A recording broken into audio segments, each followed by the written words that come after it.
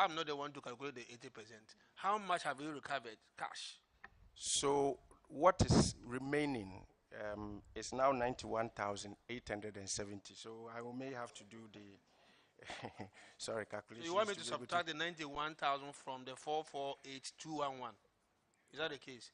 Auditors, can you confirm that if you you subtract 91, the 91 that is measured from this, how much do you have as amount recovered?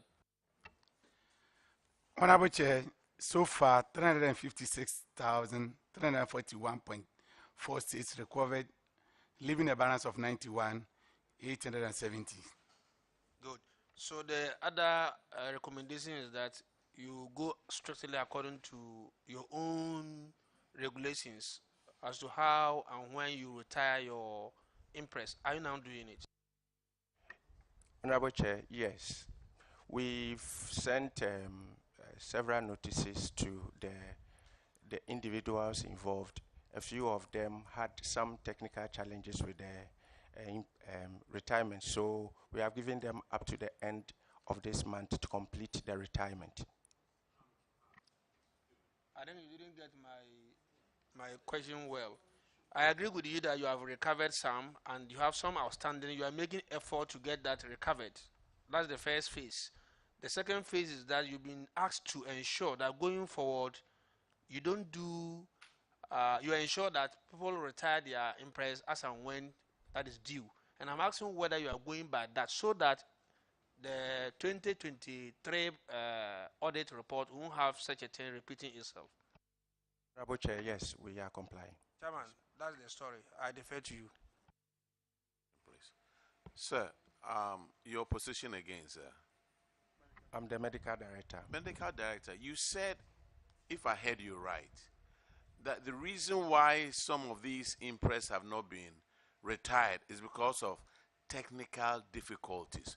Could you explain technical difficulties in retiring an imprest? Is it because they don't have a pen, or they don't have a paper, or they don't know how to write? Because it's been almost 2 years now, and they haven't been able to retire this imprest. What is the technical difficulty they are facing? Honorable Chair, previously, and if you look at the accounts, previously some of the items that were being purchased were being done on the working under advance, and for some of them were drugs that they were buying in bits and pieces, and so when they bought the drugs, brought the drugs to the hospital. Subsequently, when they were going to retire, they had some difficulties because they were bought in piecemeals. It were not bought together. So some of the people, in fact, 1 or 2 people which I have spoken to, indicated that when they went to the stores, they now had to retrieve them in that order because they bought them piecemeal. So we've given them up to the end of this month. Hopefully, they should be able to do that, and we provide that with the audit. And since then, we've stopped using working advances for some of those purchases because we realized that in the past, it was becoming a challenge. Medical director, this is an excuse, not a reason. They've had over 1.5 years. They couldn't do it. And you think to the end of the month will never come. We only have 2 weeks. And they'll be able to solve this problem in 2 weeks. So it's just an excuse. Anyway, we are waiting. At the end of the month, you supply us with a complete list of those imprest retired. Isn't that so? Honorable Chair, yes, please. Yeah, you are on record. Auditors, we are giving them 2 weeks to retire the imprest. Failure, they should pay the money back to the hospital account. Well noted, Chairman. That will be all for VRA Health Services Limited. Honorable Chair, thank you. Do we have a national electrification? You are discharged, sorry. National electrification scheme. Honorable Chairman, it's a project under the Ministry of Energy. So you take it? Yes, please. All right. All right, so paragraph 591.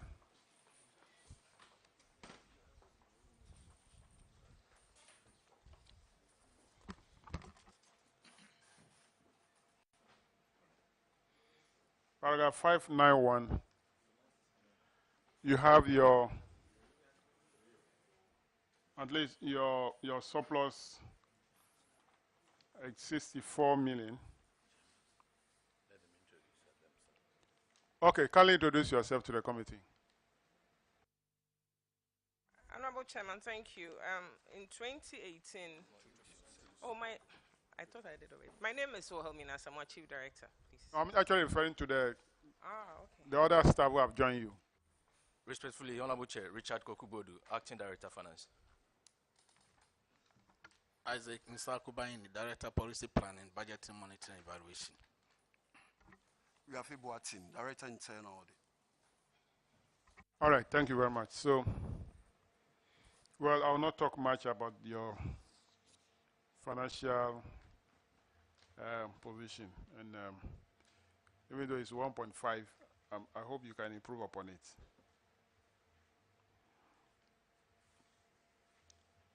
Yes, Honorable.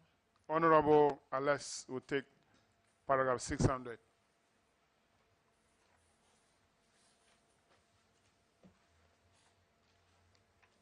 Paragraph 600.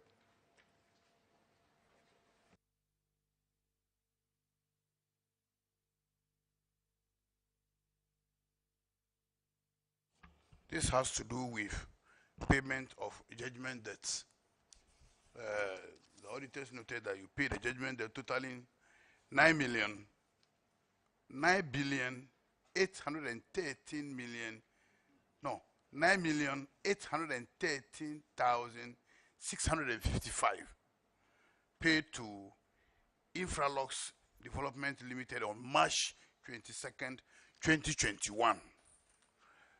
They recommended that you should make sure that you retrieve this money. They recommended that management should adhere to contract terms to avoid future court actions against the scheme.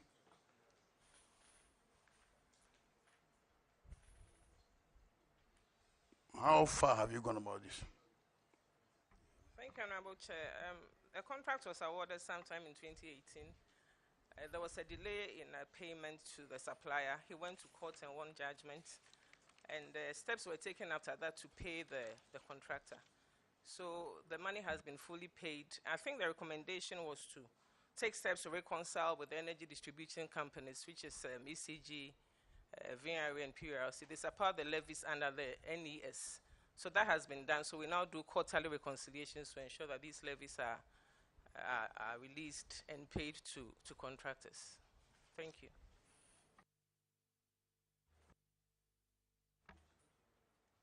Auditors, can you prove that? Yeah, Honorable Chair, as we indicated, there was a suit against them and the amount was paid. Our recommendation was that officers in charge of government business should ensure that contractual agreement is actually followed so that some of this thing doesn't happen. For which maybe subsequently, if it happens, then they should be made to pay those money by themselves. Thank you.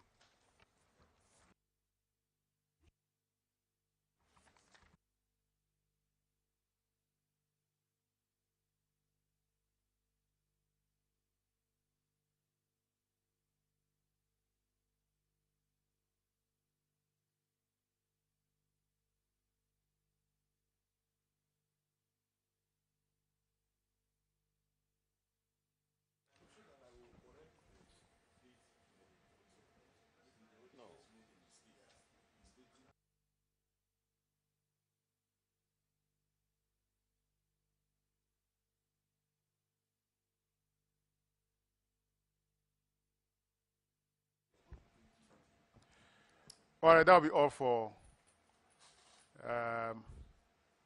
National Electrification Scheme. And on that note, Ministry of Energy, you are discharged.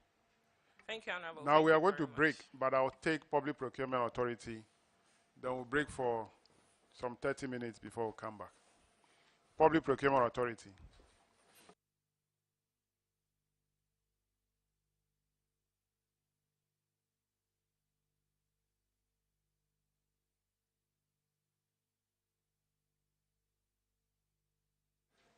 Kindly introduce yourself to the committee.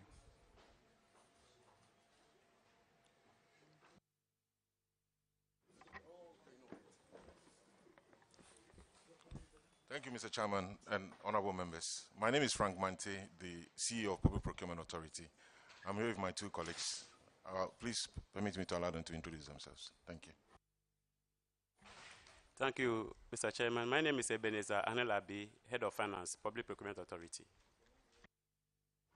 Thank you, Mr. Chairman. My name is Fred Ali, Deputy Director Finance.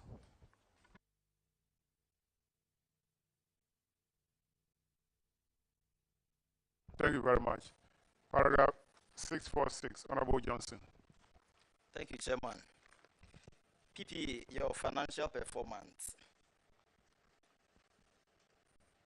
The authority recorded a deficit of 368,589 in 2021, a decrease of 220.1% over the previous year's surplus of 306.80. And the breakdowns are that your IGF was decreased by 11.8%. What accounted for this? Mr. Chairman, please, I want to defer to Head of Finance to respond. Thank you. Thank you, Mr. Chairman. The decrease was as a result of mainly our IGF is from supply registration and short-term trainings that we undertake. In 2021, our short-term training, I think we had a directive from the ministry that we should 15% will have to be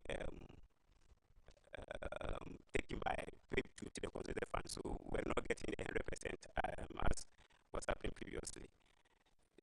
And then the short-term training to because we also coming from COVID, we did not get to undertake as many of them as we had envisaged to. And these two events actually contributed to the lower reduction of IGF. Thank you. I knew definitely you're going to talk about COVID. What about the personal emoluments that increased by 92.1%? What accounted for that too? Thank you, Mr. Chairman. The personal emolument increased by that quantum basically by payment of salary arrears. Our former CEO had been in office from 2017 to 2019 when he left office. Up till the time he left office, his salary had never been paid. So it was after he had left office before the salaries were paid. So that accumulated salary from 2017 to 2019 amounted to about 400,000 plus. And this is in addition to some few other staff allowances. Thank you. Okay. Coming to your financial position, non-current assets increased astronomically by 777.98%. 777.988%. What actually accounted for this? Non-current. Thank you, Honorable Chair. PPA, as any other institution, we also have the problem of logistics. So, as and when the audit presents itself, we augment our logistics, our assets. And this 2021, we procure some computers and some vehicles because we have been lacking this. So, when we had some few funds available, we procure some of these items, and that is what led to the increase in the non-current assets. What about the decrease of 166.7 for non-assets? Net asset was decreased by 168.7%. What accounted for this too?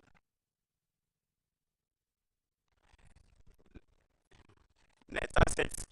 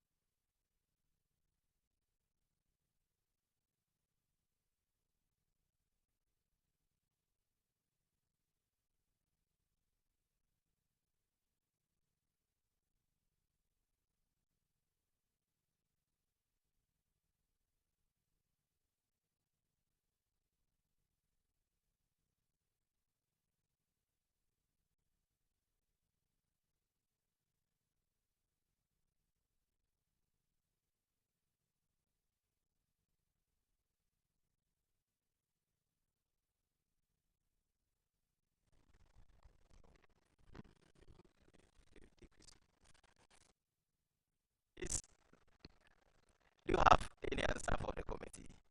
Honorable Chair, I'm finding it difficult to actually locate that specific item you just mentioned. The table last but one. On the table, the last but one item, net assets, page 159. Yeah. All right.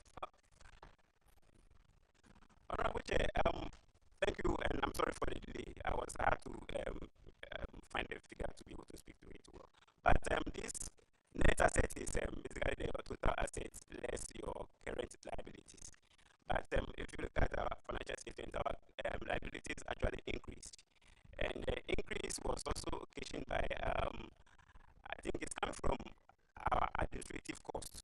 Administrative costs increased, and the increase in administrative costs also led to the increase in liabilities. And this is the reason we had a pending court case, which the judgment was passed, I think, in 2022, early part of it, when the final account, auditors had not finished with their balance sheet preparation or their review. So when the judgment came, they had to make provision in the account. So this liability actually was provided for in the 2021 account, and that actually led to the liabilities, current liabilities being increased and actually affected our net assets. Thank you. Thank you very much, Chairman. All right. The next one is paragraph 6 by Honorable Anin. Thank you, Chairman. The issue is on receipt of double salary to the tune of 66,600 Ghana cedis. The auditors noted that one Madam Wilhelmina Sabia, who was initially employed as a contract staff, was later absorbed into the system but continued to take salaries for both as a contract staff and as a full-time employee. Auditors recommended that management ensures the stoppage of the contract salary, but management response was that Madam Wilhelmina had resigned. What steps have you taken to date in recovering the total amount of 66,600 Ghana cedis? Thank you very much, Mr. Chairman. I would like to respond to this specific question. PPA, just like any other regulatory body, we have a lot of work, the tax ahead of us, things that we need to do as a regulatory body to ensure that the conduct of procurement is properly done by entities. On this particular occasion, given that PPA has not been put on single spine, we've had difficulties recruiting qualified people to join the authority. So prior to that, the management of PPA struggled to get people to come in. When people come in, they resign. Why? Because the conditions are not good. So this legal officer was put on contract. When she came, she was put on contract. She was being paid about 4,000 Ghana cedis. So subsequently, when PPA received clearance from the Ministry of Finance to engage her formally on payroll through Controller General, her salary reduced to 2,000 Ghana cedis.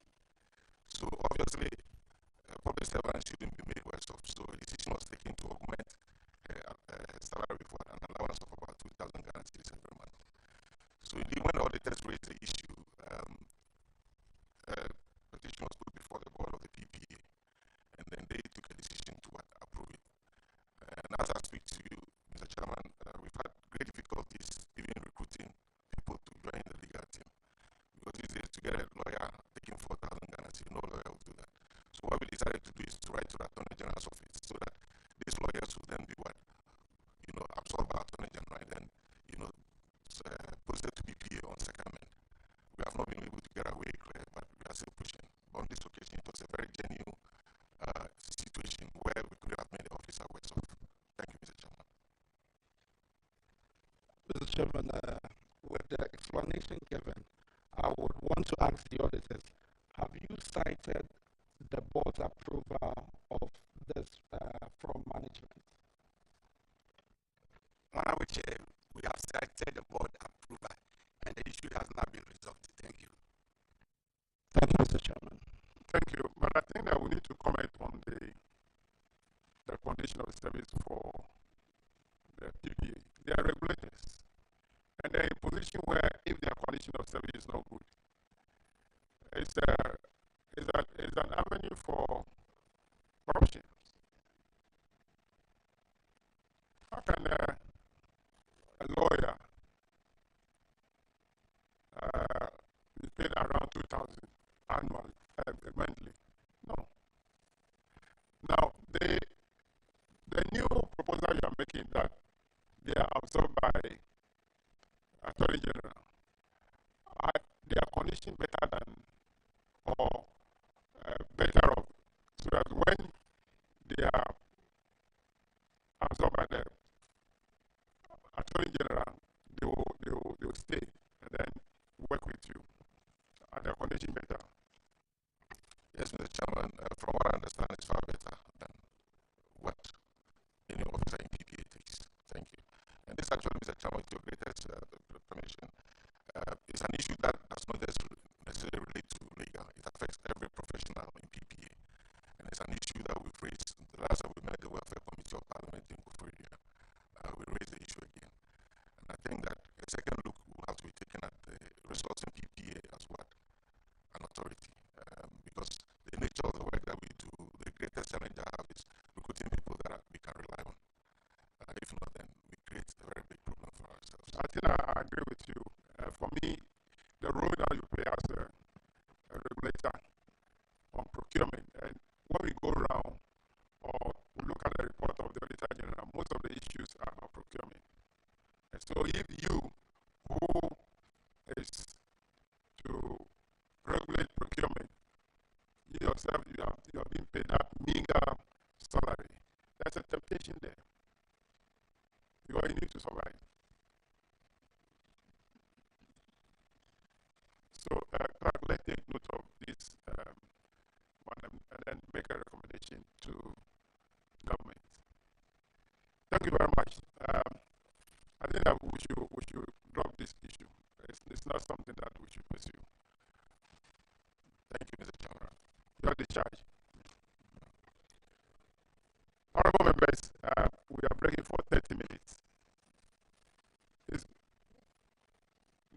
means, okay, minerals investments, mineral income investments fund. I'm sure I'm told you are the only one left, so we can take you. You have another one?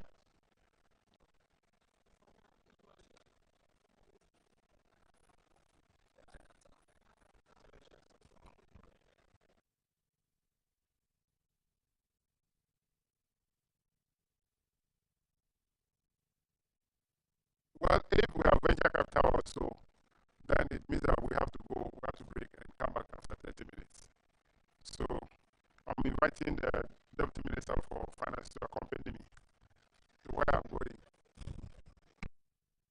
We are suspended for 30 minutes. We are coming back at 3:20.